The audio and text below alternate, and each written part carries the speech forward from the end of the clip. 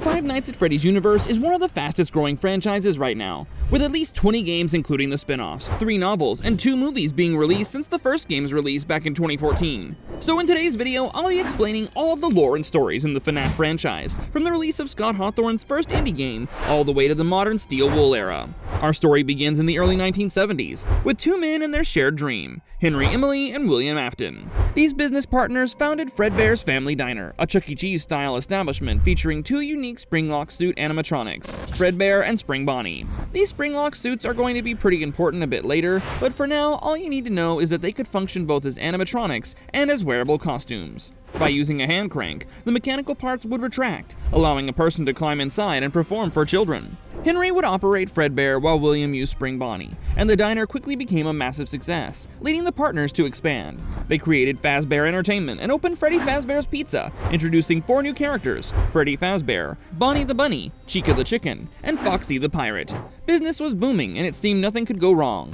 But throughout their success, William Afton was hiding a dark secret. The timeline gets a bit messy here because we don't really know the order of the 2 incidents, but the background is that Henry had a daughter named Charlotte. Henry had created an animatronic called the Puppet, who's also called the Marionette in some iterations, specifically to protect his daughter. But on one fateful rainy night in 1983, the Puppet was trapped inside the restaurant, and William Afton murders Charlotte right outside the pizzeria. By the time it managed to get outside through the rain, Charlotte was already dead. The Puppet crawled to her body and deactivated in the pouring rain, still embracing her. Charlotte's soul possessed the Puppet, and she would go on to play a crucial role in the story. But before that, let's look at the other incident that took place the same year. William Afton had 3 children, Michael, the oldest, and the 2 twins, Elizabeth and Evan. Evan was originally known as the Crying Child, as he was cowardly even for a kid his age and was terrified of the animatronics in Fredbear's Family Diner. His older brother Michael, along with his friends, relentlessly bullied Evan, and during his birthday party, they pranked the Crying Child by lifting him up and shoving his head into Fredbear's mouth. The animatronic's jaws clamped down, crushing the child's skull in what became known as the Bite of 83, and Evan died days later in the hospital from his injuries. Now, if Evan died before Charlotte's murder, that would explain William going off the edge and becoming a murderer. But the timeline suggests that he was always a serial killer. After Fredbear's closed down due to the Bite of 83, William Afton continued his murderous activities through the Freddy Fazbear's Pizza franchise. The most important event in this phase of the story is the missing children incident, where using the Spring Bonnie suit as a disguise, William Afton lured 5 children into a back room at Freddy Fazbear's Pizza location and murdered them. The puppet, guided by Charlotte's spirit, guided the children's souls to inhabit the animatronics of the pizza parlor. The victims were Gabriel, Fritz, Susie, Jeremy, and Cassidy, who possessed Freddy, Foxy, Chica, Bonnie, and Golden Freddy respectively. This is why the animatronics became hostile in the games. They were possessed by murdered children seeking revenge on any adults that were in the pizzeria at night. Despite police investigations, William Afton was never convicted as the bodies of the children were never found. However, the animatronics themselves started leaking blood and mucus while giving off a rotting stench, indicating that Afton stuffed the bodies into them after the murders. Now, obviously, this situation leads to a bunch of health code violations, and the original Freddy Fazbear's Pizza was forced to close down. But multiple Freddy Fazbear's locations opened and closed over the years, including a new and improved location in 1987, which featured the toy animatronics alongside the withered original animatronics from the previous location. This location lasted only a few weeks before the Bite of 87 occurred, where an animatronic bit off someone's frontal lobe and put them into a coma. Meanwhile, Afton creates a new venture called Circus Baby's Pizza World, a new location to house his fun-time animatronics, designed with child-capturing mechanisms. This is where tragedy strikes the Afton family again, this time with Elizabeth Afton. William had created Circus Baby, an animatronic equipped with a claw hidden in its chest cavity to reach out and capture unsuspecting children. Despite William's warnings, Elizabeth was fascinated by Circus Baby, and somehow managed to get alone with the animatronic. Without William to watch over her, Circus Baby gave Elizabeth ice cream before the claw grabbed her, killing her and trapping her soul inside the animatronic. Circus Baby's Pizza World closed on the same day after Elizabeth's death, and Michael Afton, the eldest son, would become central to the story's resolution, spending decades trying to undo all his father's evil. Another location of Freddy Fazbear's Pizza opened in 1993, with the original animatronics, and the night guard here was Michael Afton. This location closed by year's end due to the animatronics' hostile behavior and sanitation concerns. Around this time, William Afton returned to an abandoned Freddy Fazbear's Pizza to dismantle the animatronics. Here's where we find the true motivation behind his murders, because apparently, Afton was harvesting a substance called Remnant from the murdered children. From what we know, Remnant can be used to make living beings more powerful through the power of memories and emotions. making William Afton even more sinister than a regular serial killer.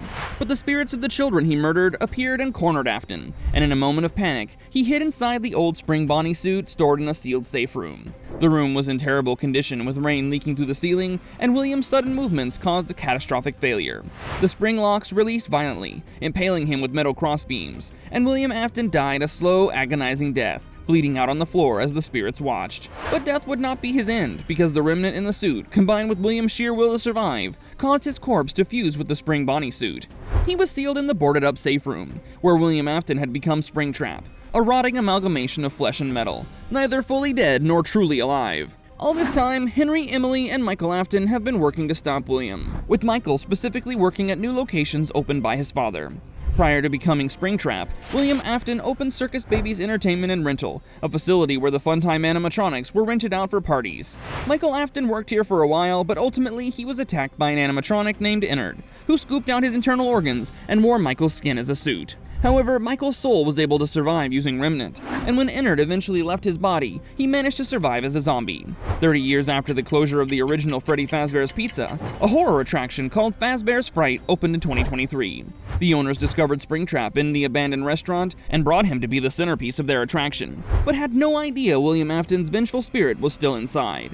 During the attraction's operation, a fire broke out, but Springtrap survived the flames, escaping into the night. Henry Emily, who had been hiding for decades, finally returns at this point with a plan to end everything. In Freddy Fazbear's Pizzeria Simulator, he created a fake pizzeria designed as an elaborate trap. The location was rigged to burn with special incinerators that could destroy the remnant, keeping the spirits bound to this world. Henry lured all the possessed animatronics, including those containing Elizabeth and William's souls, to the location and hired Michael Afton to work as the manager.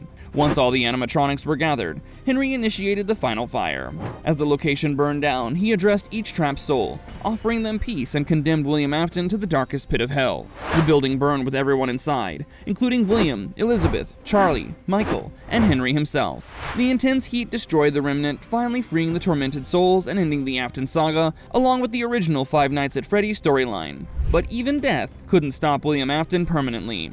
This brings us to the Steel Wool era of the FNAF games, as the story continued decades later with a new threat. Fazbear Entertainment was revived and built the massive Freddy Fazbear's Mega Pizzaplex, a multi-story entertainment complex. A woman named Vanessa worked at Fazbear Entertainment during the development of a VR game called Help Wanted, which aimed to dismiss the company's dark history as fiction. However, a digital entity called Glitchtrap appeared in the game. It was essentially a virus that could possess people, and Vanessa became possessed by Glitchtrap, transforming into Vanny, a killer in a patchwork rabbit costume who abducted children at the Pizzaplex. For years, fans debated whether Glitchtrap was William Afton's spirit uploaded into the digital realm, but the true answer proved more complex. The true revelation of the modern era is the Mimic, an AI-powered endoskeleton created by Edwin Murray in the 1970s. The original designed to mimic human behavior and care for Edwin's son David, the Mimic became corrupted after Edwin violently attacked it in grief following David's death. Decades later, during the Pizzaplex's construction, the Mimic was brought to the buried Pizzeria Simulator location to help clean up. Instead, it massacred construction workers, suggesting that it somehow copied William Afton's behavior and persona. The current revelation is that Glitchtrap might not be William Afton at all, and is likely a digital version of the Mimic's AI.